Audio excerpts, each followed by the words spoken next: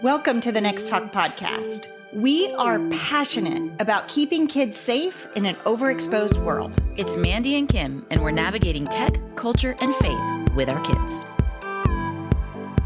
It is week 3 of our sexual abuse series, where we're really tackling this from a male survivor perspective. And this week, we have a very special guest on the show. She's no stranger to Next Talk.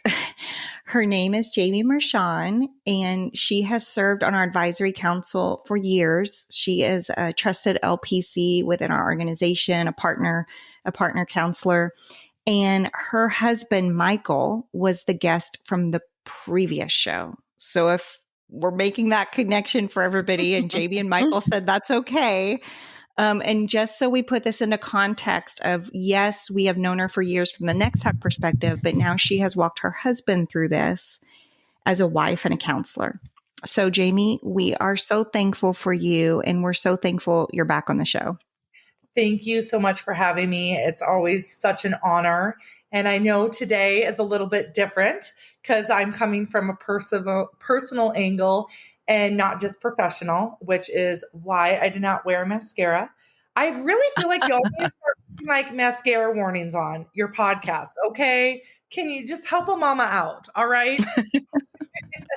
That's funny. I had another person text us that. We need to have makeup warnings for sure. Yes.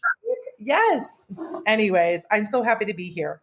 So for the structure of this show, just to tell our guests where we're going, we do want to talk both from a personal and professional standpoint for you.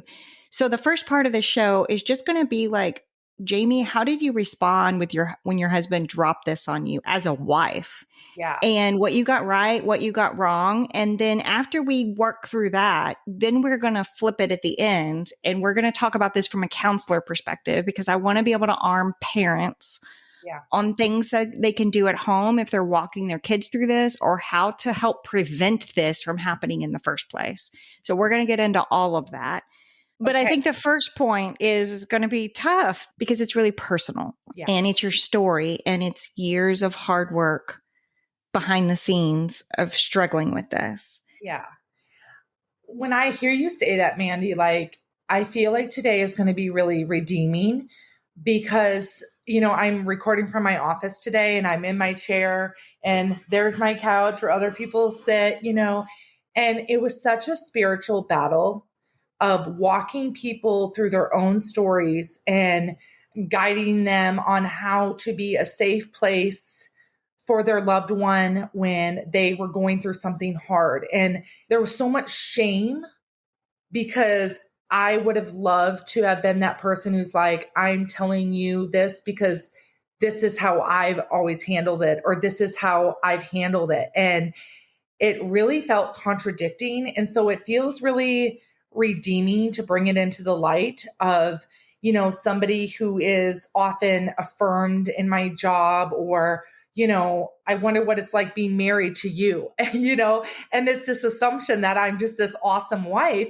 And the reality is, no, lots of times I'm not. And we'll get more into the context of why I'm saying that. But, you know, when everything came to light with Michael's story, you know, we had just a dear, sweet friend who God used. And I was working at an organization walking women who were trying to get their kiddos back through human trafficking. And so I was working with lots of victims, and we had personal people in our life who were walking through their healing. And so God just set the stage that Michael could no longer suppress what was going on. And for so many years, I was trying to make sense of it. Like, is this depression? Is it just low self-esteem? Is it you just don't want to be married? You just like checked the box and did what you were raised to do, which is get married and have kids. You know, I always sensed this distance, right? And I could never pinpoint it. So the moment it all came to a head, I remember where he was standing and he couldn't even say it. And I just said, "Were you abused?" And he was like, you know, he shook his head. He nodded. He shook his head, nodded, you know, and, you know, the thick of littles. My body loves being pregnant. We had 3 girls in 3.5 years. And Our so, body loves being pregnant. you know, it just does. And so, but in the midst of all that, it was like, or at that time we had a 2-month-old, and then we had a 2-year-old. And so, Wow. you know, we really couldn't get into it when he nodded his head yes, because the kids were still up and all that good stuff. And I just remember sitting across from him, like we have 2 couches that face each other. And when we were finally able to just acknowledge that moment, right? It was so much emotion. And it was such a tender moment. And it was such a sacred moment in our marriage, because for the first time, I felt like I knew who I was married to, and it all made sense. And I had so much compassion for all the previous behavior that felt so lonely and disruptive and confusing. And so, and then, you know, me doing what I do for work, it was this like, how did I miss this, you know? But I just remember such a relief of like, everything makes sense now. And I would love to say, you know, I continued being that nurturing person and that compassionate person. But the longer we got into this, like in the beginning, it's such a private thing, you know, like if my husband would have been diagnosed with, you know, cancer, it's like, let's start a meal train. Let's start a prayer circle at church. Let's, you know, let's take your kids for you so you can take him to treatment, right? And your insurance kicks in to pay for it all. And that's not how this works. It's very lonely. It's very confusing. And I think it was so hard because what I was doing for work and having 2 little girls, and just not knowing how to navigate this. You know, I know how to walk clients through it, right?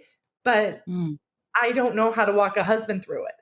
And so I just remember moments where I did a lot of harm to him through the words or even my behavior, because I was so resentful towards his trauma, because I had my own stuff going on. And I was like, where is there room for me?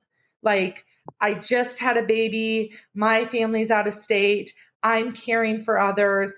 And that was hard because, you know, one of the things as Michael and I have journeyed this, we've been able to put language to a lot of things. And one of those pieces is just our attachments. And little Jamie, like from my upbringing that carried into marriage, my greatest fear is abandonment and unlovable.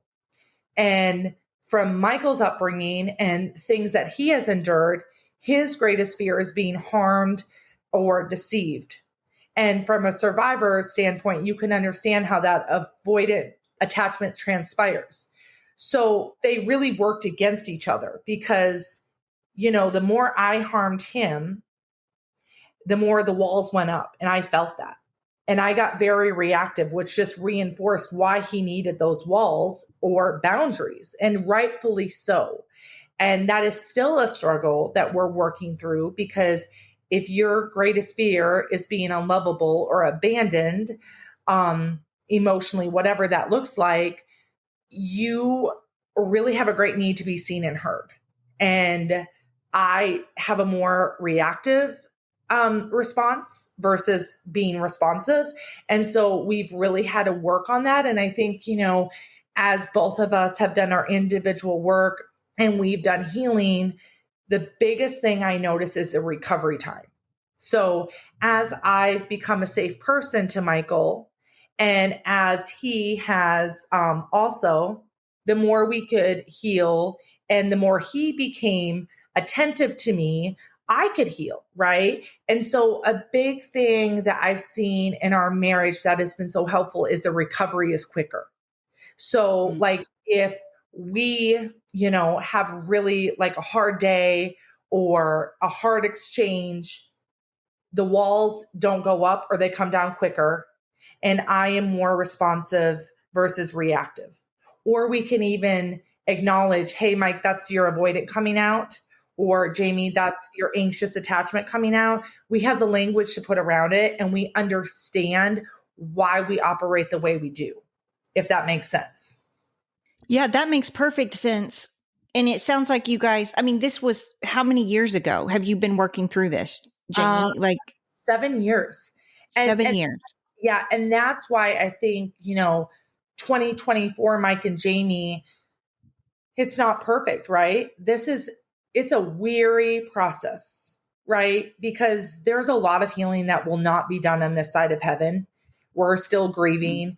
We're still having to hold firm boundaries, which, that can be hard at times. But in the midst of it all, we're raising 3 little girls and we're trying to break a lot of just generational strongholds. And so it is weary. It is exhausting. And you just sometimes you don't see an end to it all. And you wonder, are we strong enough for this? The enemy comes in and makes you question, like, are we even good for each other? There's just the lies. So you have to be so on guard to just catch, the lies of the enemy. Because Mike and I together, the Lord has great influence to use us in massive ways, right? When we're both healthy and we're good, the Lord can do endless things through us, right? But when we're not, we both just feel defeated and depleted. And it's really hard to question whether or not we're strong enough to get through this, if that makes sense. Yeah, that totally makes sense. I think that's important for people to hear because it's not easy walking this journey. But I do want to rewind a little bit to the moment when he told you what had happened, even though he couldn't really say the words expressing that to you. One of the things he said was that the most important thing was that he was believed. Yes. And I wanted to ask you about that because on the other side of that, when you're hearing something from someone, maybe a grown man, maybe your child, it's easy to think that didn't happen or what? Like, what was that like being in your shoes? Yeah, it was without a doubt the easiest thing to believe, just from my professional experience. Like, that is something nobody is ever going to make up, right? It's actually saying your worst nightmare out loud, Great right? point. Yeah. And so for me, it was like, he couldn't even say it out loud, right?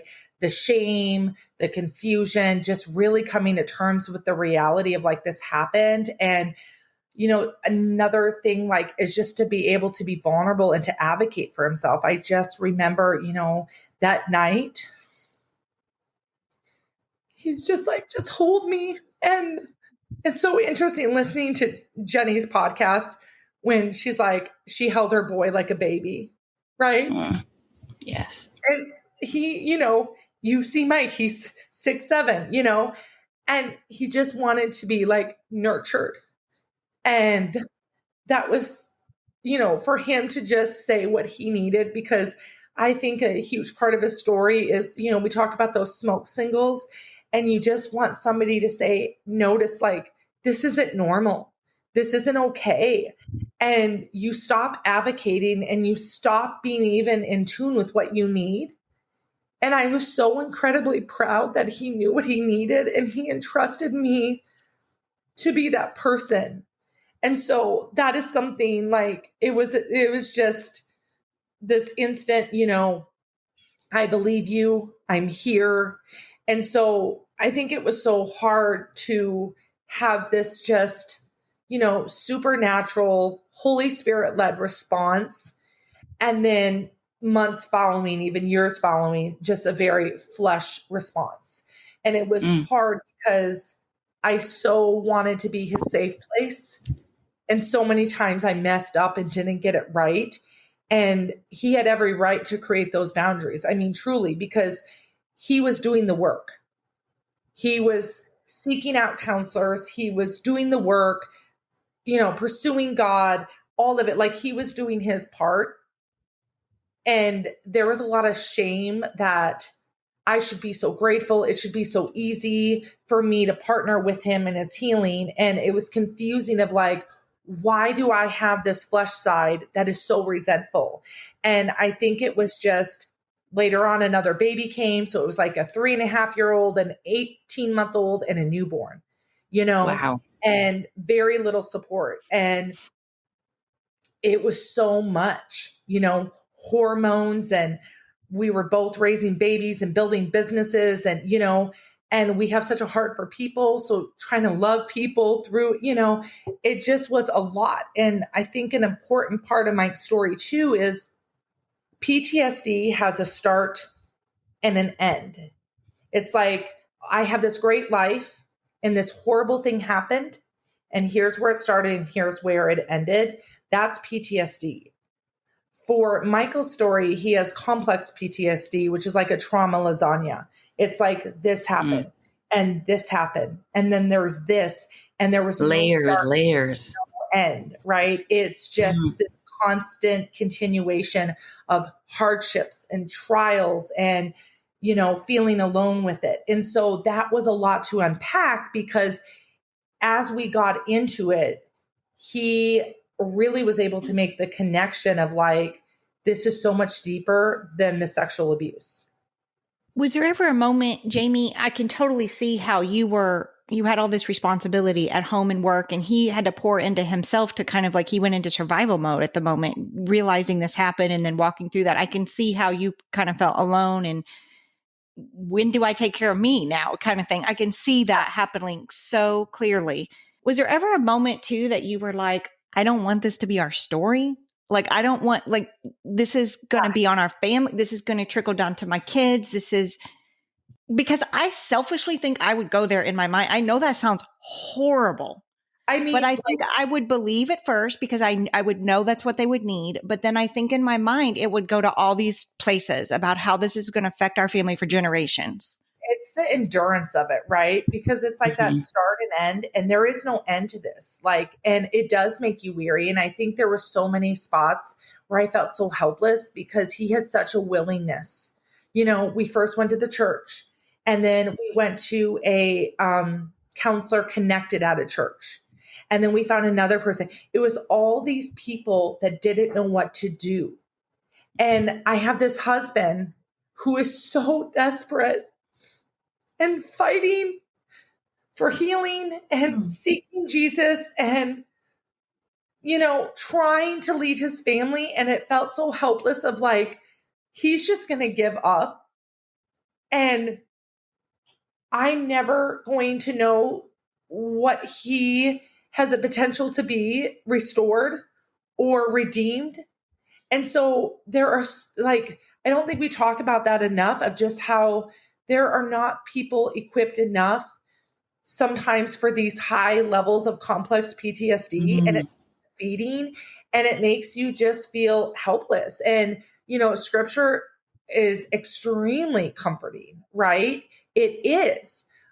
But you also just have these deep ingrained trauma responses, the way God designed us, that when we're younger, it's, the analogy I use is like a little kid that goes to the store and stealing, not good, right? But if you go look in his fridge and there's no food, you're like, wow, that's a really creative little boy. What a great problem solver, right? But carry that coping mechanism into adulthood, and now it's criminal activity.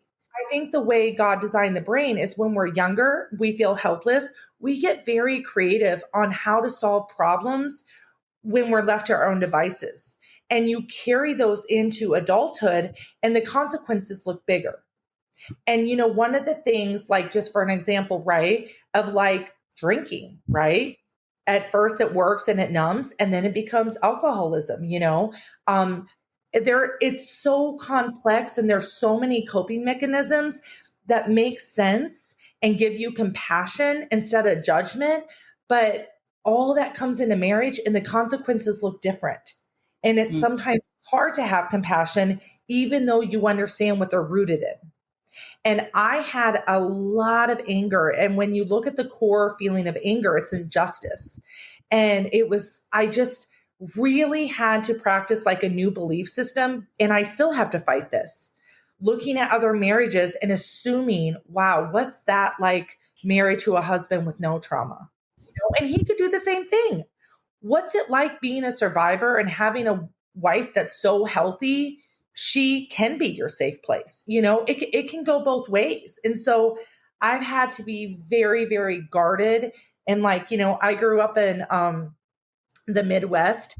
And when we went to the airport, we'd have to go by Rochester, Minnesota, and it's a big Amish community. And the horses alongside the road would always have their blinders on. And it wasn't so they would not get distracted with the cars zooming by, right? And I kind of thought, God, like, I need to live with the blinders on and not look at all the other people that I think are zooming by or have it better. This is my lane. This is where you have me, and almost this acceptance. And I'm still wrestling through that. And I think the more I'm working with my own personal therapist and doing my own healing, I'm realizing like, okay, I need a lot more care from Michael too. And so trying to find that balance of like, wow, and that's where you really just like, Jesus has to be your ultimate place to go, because I can't, Michael said something so profound last night. He's like, Jamie, like, you can't expect me to take care of you and fill in those voids if you're not taking care of yourself. And I think it's such a learned behavior for me to take care of everyone else, and then I'll get to me. And that's created this huge dependency on him. So when I'm not in the word and I'm not taking care of my body and eating right and making sure I'm getting support and I'm telling people how I'm really doing, right, then that creates this huge expectation. Well, you need to be all that. So I really love how he lovingly brought that into the light last night, because he's so right. Like, I have to do my part in my healing too, because I think I put this unfair expectation. Now it's my turn and you need to be all these things. Yeah, each of you have a little you and Jesus journey, right? And if you don't have time for that Jamie and Jesus, you're not going to respond well. You're going to respond in the flesh, just like you said. And we all are guilty of that. I do want to go back to one thing you said when you said, sometimes I don't feel like I'm strong enough for all this. Yeah. And when you said that, Jamie, my thought was, you're not. Mm-hmm. And I'm not. Yeah. But that is where, as believers, like, we have the Holy Spirit living in us to give us that strength. And Jesus says, bring that yoke to me, bring your burdens to me. Okay. Right. And I think that is like, it is okay to feel overwhelmed. And that is a real feeling. And to admit, like, I don't have the strength to deal with this. I do not. So I'm going to seek the Lord's wisdom in this. And I love watching you guys from, seeing your journey, because I also love, like, he got his own counselor. You got your own counselor. Like, you're not like, I'm a counselor, I can handle it, we can keep it in house. No, right. We've got to have help and heal each of us on our own little journeys. And I think, there's discomfort in obedience, and, or there's comfort in disobedience, right? And I think sometimes I fought that. Like, I don't have time to do all this stuff. I just want to stay comfortable. You go do all the work, right? So I do think we forget that there's comfort in disobedience and there's blessing in obedience, and really keeping that at the heart of your journey too, of just like, it's not going to be comfortable, right? But there will be blessings, and we don't always, may not be what we would think they would be or how we would write it, but they're there. And, like, just written on my couch, like, my anthem is Philippians 1:6, because he started a good work in us, and we are not completed till we're called home in a blink of an eye and our very last breath, right? And all that scripture is calling us to do is just grow in him. And he's not even telling us the pace, right? He's just saying, grow towards me, grow in me. And because of all of that, I cling on to that. As long as we're moving, sometimes it's snail pace, but as long as we're moving, it's like we're being obedient. It's in the waiting. It's in the waiting. And that's very difficult. Yeah, very much so. Mm-hmm. One of the things the reason I wanted to do Jenny's story and then Michael's story, because Jenny is a mom who is she's not a rug sweeper, is what she calls herself. Yeah. I'm going to face this head on, because my boy needs me to bring this into the light right now and start his healing right now. And I wanted to highlight Michael's story, because I can't imagine enduring this trauma and keeping it in for that long. Yeah. Decades, Yeah. right? Yeah. Like decade. And so I think it's so beautiful because Michael and Jenny have met, and you shared something with us that Michael said was okay to share that I would love for you to read before we switch over to the whole counseling thing Yes. hat for you. A lot of times at Next Talk, we see behind the scenes of how God is orchestrating guests and stories. And some of that stuff we don't get to share on the air because it's more personal and we don't want to do that. But Michael's given us permission to share this. He wrote a little note to Jenny. Yes. Before I do, I want to add this little nugget of why Michael admires Jenny so much. When you start healing, you have to figure out who are safe people and who are not safe people. And that can be confusing, right? And sometimes we have this narrative because people fill certain roles in your life, like they're exempt, they're always going to be there, right? And it gets really complicated. And how do you know who's a safe person and who's a not safe person? And I think a really hard but evidence-based way to kind of tell if they're safe or not is, do they live in fantasy world or do they live in reality? So fantasy world is minimizing it. Oh, that happened a long time ago. Well, just get over it. It just seems like you're finding identity and being a victim. There's a lot of hurtful, painful, ignorant things. And lots of times it's said by very unhealed people, right? And when that piece is exposed, you have to make a really hard decision because our goal in life is to be an authentic person, right? And if somebody's living in reality, they're not going to minimize it. They're going to be patient, like, break my heart for what breaks yours. How can we walk this with you? What do you need? There's just going to be evidence that they've been equipped and they are willing to walk this with you because, you're the one who endured it and you went through it. And to say, like, can't do that, that's too much, that's very abandoning. And it kind of says, yeah, see, this is why I don't depend on people, right? My story's too much. Or once you start healing, you recognize, like, I want to live an authentic life. For so long, I didn't get to live an authentic life. Before I knew what sex even was, I was molested. Before I even knew what had happened, I had already engaged in this deal with this person, and I kept this secret for years. When you finally experience that freedom in healing and that freedom in Jesus, and you understand how you're truly free from that piece of your story, you are so hungry to continue living in freedom and to live an authentic life. And if you have somebody who cannot engage in that reality with you, then to have a relationship with them, you have to betray your little self, your adult self, your healed self, and you have to get into character and engage in that fantasy world, which then betrays your younger self and undoes all this healing you've done. So because of that, oftentimes you cannot be in fellowship with people that we've kind of set this expectation of, well, no matter what, they're this in your life. And at all costs, like, they're going to be that person in your life because that's just how it is, if that makes sense. Like, that could be a family member, that could be a best friend. It could be, well, we've grown up with these people, whatever, it gets messy. And so I know the words behind this card for Michael is because he is seen by Jenny and it's authentic. And she weeps for Michael. She weeps. Before you read that, when you were talking, Jamie, I kept going back to Jenny's show when she said in there, you could see the wrestling of creating the boundaries with the family of the boy who abused her son. Yeah. And it's almost like it was so hard to set that boundary in place, even though she knew it was the right thing to do for her son.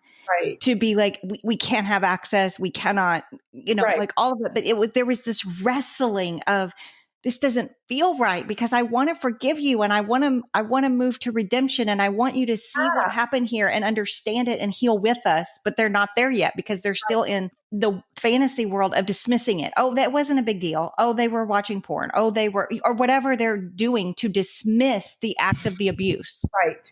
And, as believers, we grieve with hope. So the hope will always be restoration. And that is never lost on us. And like we are grieving relationships. And this already is such a lonely place. So to create those boundaries and even cut off certain things or certain relationships, it's hard and it feels irresponsible. It feels like, is this what Christ is calling us to do? So get wise counsel. You have the Holy Spirit, prayer. It's not a decision taken lightly. But at the end of the day, our family needs Michael. I need Michael. Our little girls need Michael. And if Michael's not good, then like the whole leave and cleave, he has to be good for his little girls and he has to be good for being a husband, but ultimately he also has to be good for him. That's a big thing in this journey is him learning how to choose him and not out of a selfish place, but just choosing little Michael and protecting little Michael at all costs. Well, I think too, one of the things that he said, which we talked about earlier, is being believed. And to Mandy's point, that sacrifice of saying we have to create a boundary, we have to make these choices that are difficult, that validates whatever the person who has been abused has said. It's a different way of saying, I believe you and I trust you and I'm here to help you heal. Right. And that ownership and accountability needs to be there too. And if it's not, like that's fantasy world as well. Like we can't fully redeem and restore this if there are not real hard conversations of ownership and accountability because, there's a lot that little Michael was exposed to and it's sad, bottom line, it's sad. Well, and that's why we're doing this series and bringing it into the light. So people who need support can find each other. And we've already seen that from Jenny's show. Moms reach out and get in contact with Jenny. And, Jenny and Michael have met and really have formed a really cool relationship. And I want you to read this card because it's precious. On the front, it says, our hero. It's got a mom on it, right? My little one helped pick this out. She had no idea what it was for. So Holy Spirit activated and she was drawn to this. And we're like, okay, here we go. And on the inside, it says, when it comes to awesome moms, no one even comes close. So here are Michael's words. Dear Mama Jenny, from a little boy who never had anyone to see his pain, thank you. Seeing how you fought and continue to fight for your son brings me so much joy. Your willingness to stand with him, to lean into him, and not take the easy way out has changed his future forever. Watching you on your journey has been healing to me in so many ways. Prior to this, I have never seen anyone who so selfishly fought to give a voice to a little boy who had his taken away. On behalf of all the little boys who will have their lives changed because of the courage you had to share your experience, thank you. Sincerely, Big and Little Michael.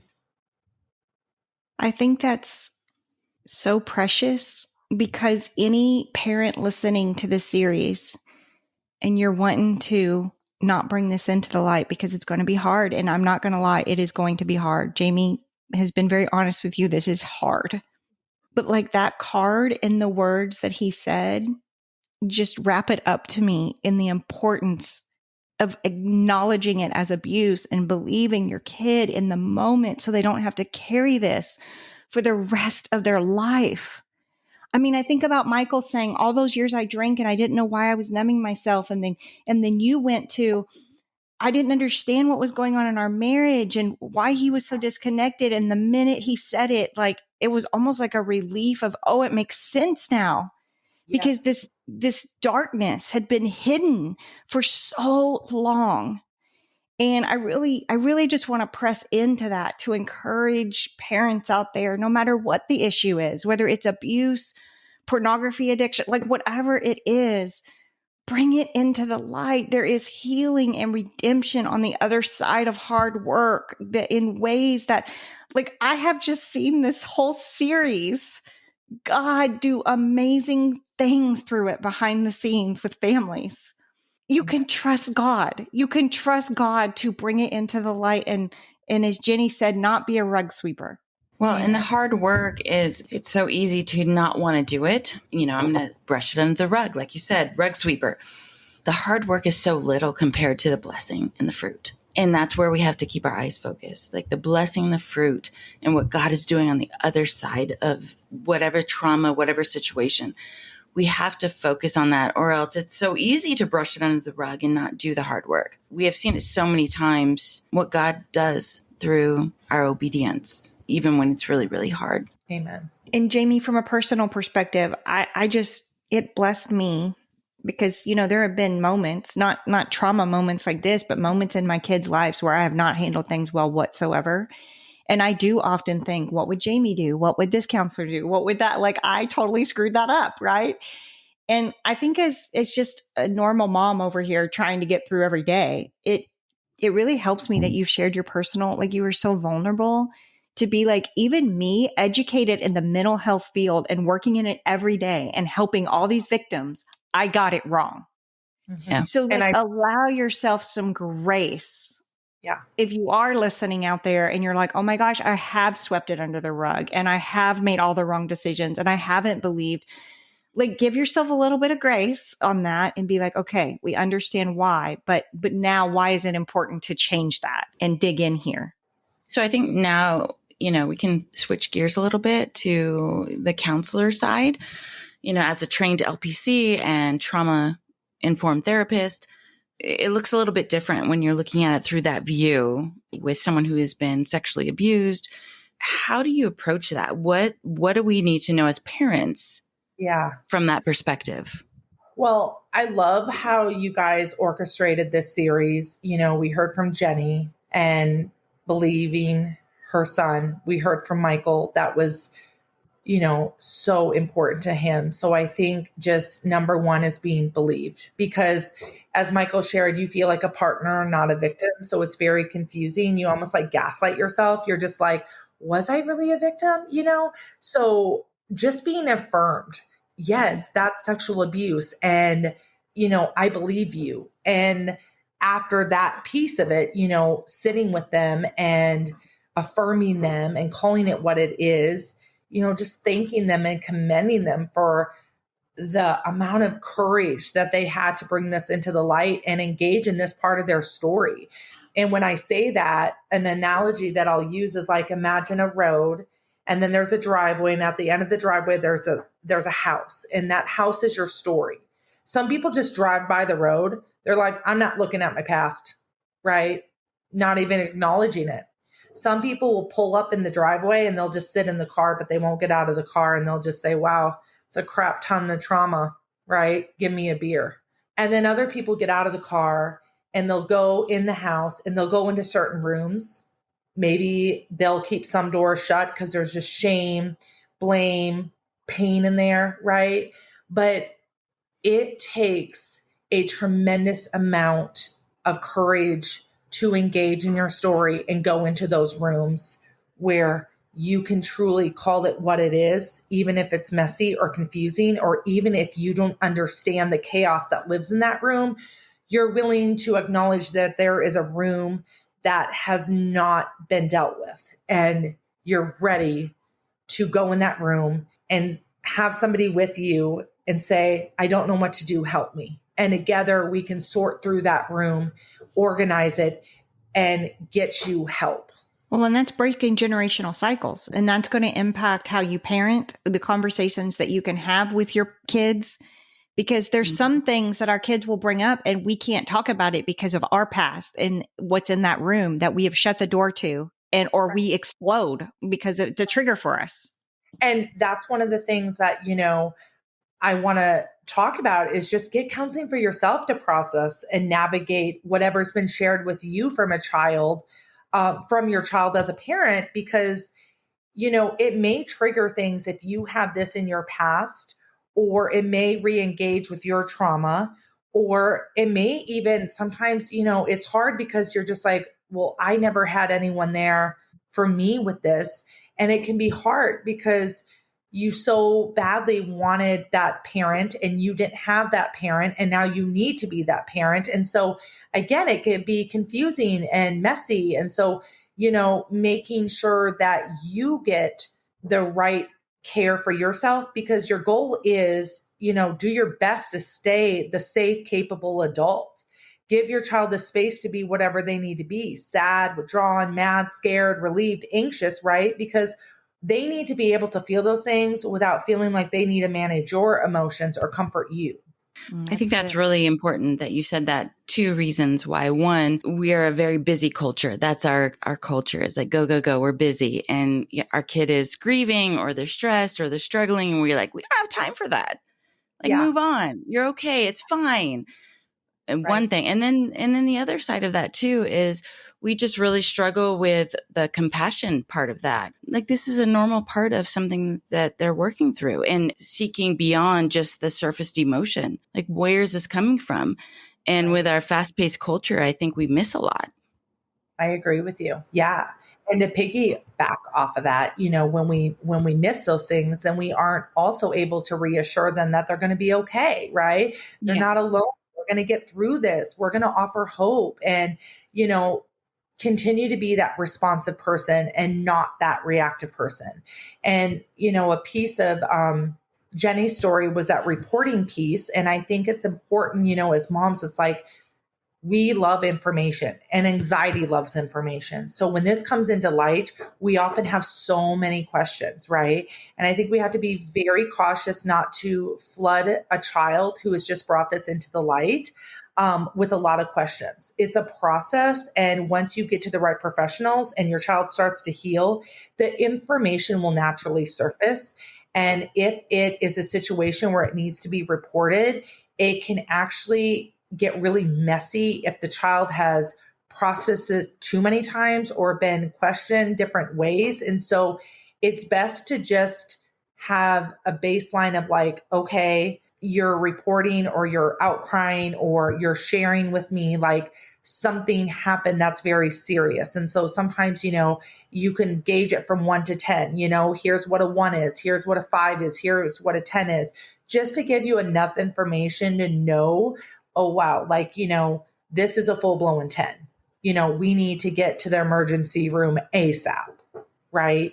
And so I think that's helpful to take you out of the counselor role and just keep you the parent, take you out of the investigator role and keep you the parent, and just know like, okay, I can find a trusted counselor and they're going to help me with the next steps.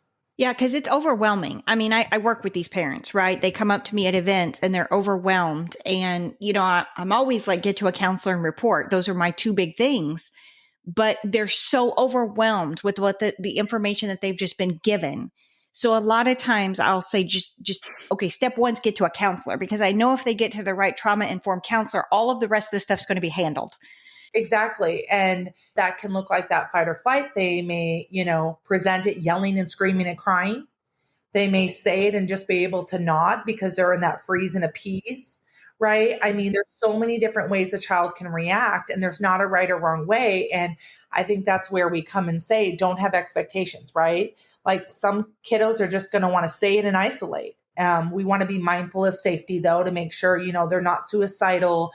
We want to make sure doors are open, so there's got to be some boundaries of like, hey, I'm not going to talk to you, but I want you to be out on the couch or while I'm making dinner. I don't think it's best for you to be alone in your room. So just that expectation piece of knowing like what your kid needs, like it may look different than maybe what you would need. And so, some kids want to isolate. Some kids like all of a sudden have separation anxiety. They're super needy. They don't want to be apart from you. Some kids will act like they never shared what they just said. And they're just like, it's not that big of a deal. And so I think those are things to be mindful of. And then as more information comes out, just keep the circle small. Who needs to know at this time and who doesn't? You want to protect that child at all cost. And we, in the very beginning stages, don't have enough information, and we will actually do more harm and damage by kind of going into crisis mode and calling and exposing the situation. This is such good advice, Jamie, because I struggle with this so much as an organization when we're trying to get a kid into counseling, and it's like I feel like I tell them to call this place and then I have to tell them to call this place, and it's like they are in a crisis. Does no one understand? Like they don't have the capacity to figure all this out right now. And like being like the ER is like, we're full, go to the next ER. Oh, we're full. Yes. Right? Yes. Like it's so helpless. So I love that you're sharing these things that we can kind of triage at home, but we're not the counselor, and we can never think that we are the trauma-informed counselor. We've got to get them to a therapist who knows what they're doing. And then in between counseling appointments, like we're with these kids all the time. So we got to know how to handle it without being crazy, crisis. Exactly. Mom. And like with Michael, I love that I could be his wife. I was allowed to be just the messy, crazy wife and not the LPC. Like it gave me the freedom to say, like, I don't have to handle this like I would a client because I'm not your counselor. I'm your wife who's hormonal, who's exhausted, who is lonely. I have to be human too in this, right? And so it gave me the freedom to take away that responsibility of that I have to do this perfectly or like I would as a professional. And now don't get me wrong, I still have a responsibility to be a safe person, and I still have a responsibility for how I react and respond, right? That's not on Michael, that's on me. And I would say just to kind of like wrap this portion up and everything we're sharing is that there has to be so much patience and grace because this is messy. Spiritual warfare is real. There are sleepless nights. Emotions are high. Take away all emotions. Just listen to that list, right? Messy, spiritual warfare is real. Sleepless nights. Emotions are high. You have other kids in the home. It could be financial constraints or how are we going to pay for this, right? Just logically give yourself grace. That's a lot. That is a lot. Just like, if you're having a heart attack, you're not going to think clearly, lovingly, and logically. You're thinking out of survival. And so you have to understand that like your brain might be going into fight or flight too, or it might be going into that freeze or appease where you're like, why is there not more urgency in me? You might truly just be paralyzed by what you just heard. So you have to equally understand what's happening in your brain as all this is happening. Some people handle fight or flight wonderfully. That's why they're ER doctors, right? They just can think very clearly and logically in the midst of the storm. And other people just shut down. And there's not a right or a wrong.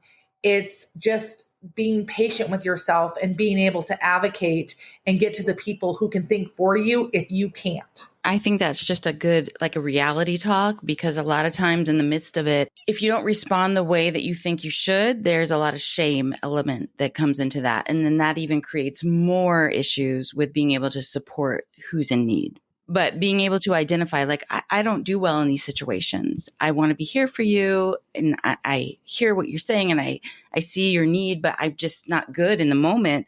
I think those honest conversations can really help. Yeah, it gives meaning to your response. So it's like, oh, my mom's not detached. She does care. She's just being very vulnerable on how she's able to help me right now. Well, and something I've done across the board with my kids, just on general topics, the first time they got a phone, the first time they got social media, and I was like crazy sometimes, I would say to them, I'm sorry, be patient with me. This is the first time I've parented a kid with social media. Mm-hmm. I mean, would it be okay to say that to your kid, to be like, I'm sorry if I'm not handling this well? Like, I want to protect you. I 100% believe you. It's just the first time I've ever parented this. I don't know what to do. And I'm in this with you, like trying to figure it out, like being vulnerable with them. You've never been a victim of this, right? You've never said this out loud. So kind of like neither one of us are going to get this right. Just kind of buckle up. This is going to be messy, but there's nothing that we can't get through together. And Christ is at the center of this. And we're going to lean on him and Jesus. That's your main meal. And sometimes in life, you need that side salad. And that looks like a counselor. That looks like trauma-informed care. That doesn't take away your main meal, right? It's an addition to. And so there is such comfort and rest knowing, like, just like what you were saying earlier with Michael, like, I don't have to depend on my own strength. And there is evidence of that in my marriage because we're married because God carried us. Left our own devices, truly, like there are times where I really God intervened by just putting the right people there to speak truth, or just softening our hearts when we were both just like, I'm out. Like, there has been so much spiritual intervention, and there's a lot of comfort in knowing that we don't have to do this alone, and Christ is going to intercede on our behalf. Jamie, there's a couple more questions, like kind of big picture questions that I want to ask you just from your professional standpoint. One is I had a mom text me after the Jenny show, and she said, what is the one thing that you would recommend to prevent this from happening in a family? Mm-hmm. And of course, my mind goes to open communication and all of that kind of stuff and being a safe place and all the things. But honestly, even above all that, I thought pornography. Yeah. Educate your kids about pornography, because in every case that I have been brought on when there's been child on child sexual abuse, there has been pornography in one of the steps before the physical stuff happens. Yeah. Every time. And Yeah. so are you seeing the same thing? And are you seeing how big porn is a problem in the child on child sexual abuse world? Yeah, absolutely. And I think, the lie is like, well, I have restrictions on my child's phone, or they don't have access to that, so it's not happening, right? But we are seeing more and more where they're not watching it for the first time on their device. It's on somebody else's, right? Neighbors, friends. Yep. Right. And it's becoming normalized, right? And it's not a question anymore of if, it's when. And so watching porn has just become this very common tactic in grooming process, and it's happening younger and younger.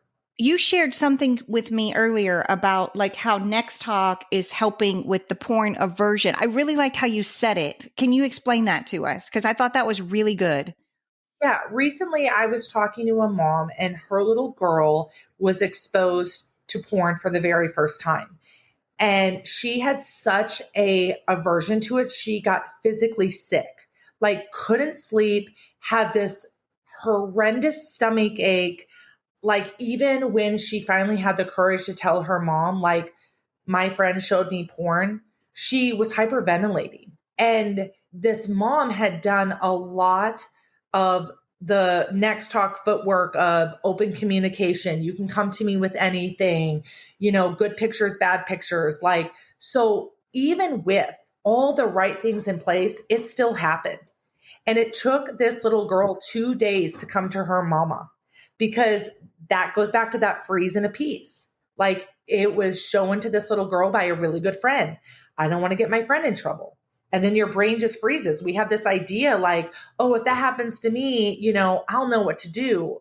I'll just look away. And so she had such an aversion to all the disturbing images that she had seen. And so I think, number one, we do not want our kids to be even like to ever be exposed to porn, right? But when it happens, we want them to have that continued aversion where they physically get so sick, they want to look away. They want to come tell us because they want to share that load with us. Like, mom, help me carry this. That weird thing happened. What was that? And there is a wall. At some point, you cross over that wall, and it is no longer aversion. Your body and your brain are going to take over the way God designed it. What I mean by that is, once you cross over that wall, you're going to start wanting it and seeking it out. And you get in that cycle of pleasure, guilt, and shame repeat, right? It's flesh. It's the flesh that we're all born into, right? The flesh. Yes. On the hormonal response as well. Right. So when you cross over that wall, you're going to keep going back because you start to experience pleasurable hormones and chemicals like dopamine, adrenaline, oxytocin, endorphins, right? All in the context of marriage. Those are all great things, right? When you are safe and, God's best in marriage and all of that, right? But outside of that context, right, you get locked into that cycle, the flesh cycle, right? Pleasure, guilt, shame, pleasure, guilt, shame. And it becomes an addiction, and you don't have the aversion anymore. We believe pornography is such a big deal. We believe it's such a big thing that can prevent abuse.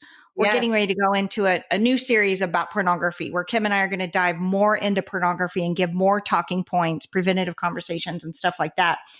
But there's something else that I want to ask you, and it ties into the pornography question too. And this one is a little hard for me to say. And Jamie, if I say it wrong, I want you to correct me because I do not want it to seem insensitive. I believe that the older kids that are abusing these younger kids, I believe there needs to be consequences. And I believe there needs to be like justice for the victims. 100%. Nothing that I'm getting ready to say past this. I don't want anybody to equate that because I definitely believe the victims need justice. But there's a part of me that I have a lot of empathy for these older kids who are abusing these younger kids because they're not like the normal pedophile of, like an 80-year-old man with all the images on his computer, that kind of like normal pedophile that we think in our mind. They're almost like a victim of a pornography induced sexualized culture. And they've never been taught the aversion that you're talking about. Yeah. And so they just take it in and take it in and take it in and take it. And then they get desensitized. And then we see them acting out on these young kids. Yeah. And now we have a whole victim and abuse. And now there has to be consequences and reporting and legal and all of the things needs to be unpacked here. But there's a part of me that is like, oh my gosh, these kids that are abusing, like they have no idea what they're doing almost because it's normalized in their world to watch sex on a screen all the time. And I think too, like they sometimes can buy into the lie that like, well, this kid keeps coming back or engaging in it, so they must like it. And they too buy into the whole partnership, right? And as you were talking, Mandy, like all that just resonated in my heart over and over and over is child of God. The victim and the perpetrator are both a child of God. Yeah. God loves them both. God is grieved over them both. And God is not blessing what is happening. It is not his best. He does not will it. But just as much as he wants healing for the victim, he wants freedom for the perpetrator from whatever darkness that they're living in. And I think that as believers, we are called to engage and getting help for the perpetrator. But, certain people are called to that, right? And as believers, yes, we can pray for them and we can desire redemption and restoration. And yes, there has to be justice and accountability. There has to, because if they are not rehabilitated or there is not like accountability, then other children get harmed. But we have a duty to both children and it looks different. And some people just are naturally going to be the protectors and feel so called to victim work, while others feel very called to perpetrators to stop it so it doesn't continue further harm. So I love that you're bringing that up because, we have mamas that are crying as the parent of a victim, and we have mamas who are crying as a parent of a perpetrator. And, that's we talk about just the loneliness in this, right? It's a really lonely place though, because you want to protect your child, but you need to get them help. And sometimes even you may have two children that are both in one home. You may have the victim and the perpetrator. Like we're seeing more and more of that. And so that even makes it more complex. And it would be very unloving for us to have this conversation and not talk about that piece. And so I love that you brought that up, Mandy, because it is good and right to talk about that piece. We don't want anyone to be a victim or a perpetrator, but we live in a broken world and we live in a fallen world. That is the reality that we have to live in. Well, and I think it's a reminder to me, just as a mom, to make sure my kids are educated so they wouldn't fall into the trap of becoming a perpetrator, right? Like, just like we do with our boys with consent with girls, we need to be educating our kids on why pornography is bad and it makes you desensitized. And sometimes when you watch it over and over, then you will not respect other people's boundaries and you can never do that. And so that's why we need you to always report porn to me, because we don't want that line to be blurred for you with the boundaries. Right. And I think too, as a parent of a perpetrator, even going a little deeper of like, who exposed my child to porn? Is my child a victim who then became a perpetrator? This is where it gets really hard. And we have to keep all of those things on our radar. Sometimes it truly is porn is the source. And other times they're a victim and they're repeating the cycle. Yeah. So, to prevent this from happening in your family, you watch these series and it's grieved you. You got to talk to your kids. You have to educate them. This is what we're talking about. This prevents the abuse from happening. Yes. And on both sides too, the perpetrator and the victim side for our kids, because it's easy to think like my kid would never be the perpetrator, so we have to talk about both sides of the issue and share with them what that looks like so that they see the signs. I think that's a great point, Kim, because sometimes we think we're immune from this stuff because we are doing so many of the right things. Yes. And I think it is really ignorant to think that we're exempt or immune because we're doing a lot of things right. And that's what the enemy wants us to find fake comfort in, Yes. or security in. Never say never. Never say never. Never say never. Right. Jamie, thank you today. I know it was a longer show, but we tackled a lot from the side of your personal and from a counselor perspective. And so thank you for all the work you're doing. And thank you for being a part of this series. Your voice was very important here.